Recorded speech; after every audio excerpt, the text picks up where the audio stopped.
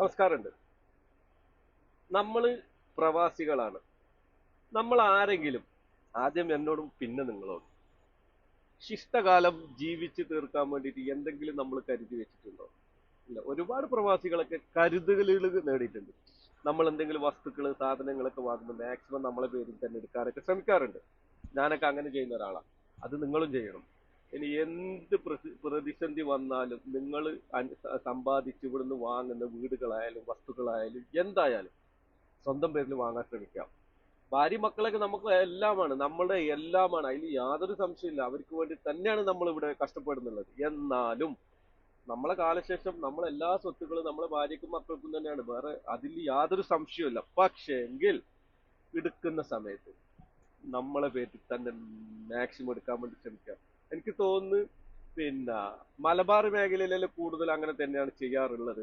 പക്ഷെ പുറത്ത് ജില്ലകളിലൊക്കെ നമ്മൾ കൂടുതലായിട്ട് കാണലുണ്ട്. നമ്മൾ ഒരുപാട് സുഹൃത്തുക്കളുണ്ട്. അവരിവിടെ കഷ്ടപ്പെട്ട് ഒരു 20ഉം 25ഉം വർഷങ്ങൾ പണിയെടുത്ത് സമ്പാദിച്ച് ഭാര്യനെയും മക്കളെയും പൊന്നുപോലെയാണ് നോക്കുക. അതിൽ യാതൊരു സംശയമില്ല. അവരുടെ എല്ലാ വീടുകളെ ചില സമയം കോടിക്കണക്കിന് രൂപ വരെ വരുന്ന വീടുകളൊക്കെ ആയിരിക്കും. കോടിക്കണക്കിന് രൂപ വില വരുന്ന സ്വത്തുക്കളായിരിക്കും. എല്ലാ ഭാര്യയുടെ പേരിൽ, എല്ലാ ഭാര്യയുടെ പേരിൽ, എല്ലാ ഭാര്യയുടെ പേരിൽ.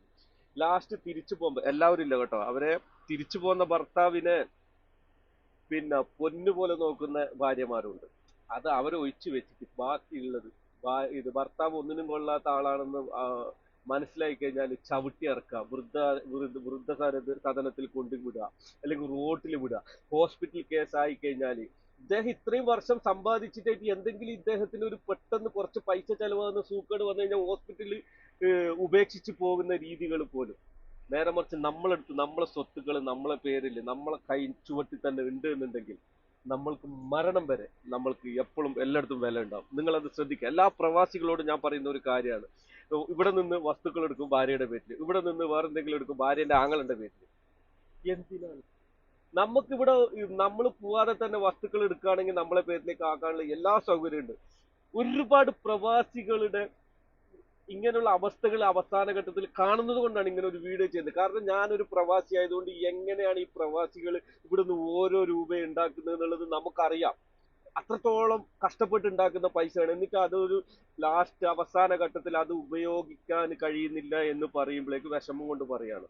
ദയവ് ചെയ്ത് എൻ്റെ പ്രവാസി സുഹൃത്തുക്കൾ, ദയവ് ചെയ്ത് നിങ്ങൾ എല്ലാമായ ഭാര്യയുടെയും കുട്ടികളുടെയും പേരിലേക്ക് ആക്കണ്ട, നിങ്ങളെ പേരിലാക്കുക. നിങ്ങളെ കാലശേഷം അത് അവർക്ക് തന്നെയാണ്. അതിൽ യാതൊരു സംശയവുമില്ല. അപ്പൊ ജയ് ഹിന്ദ്.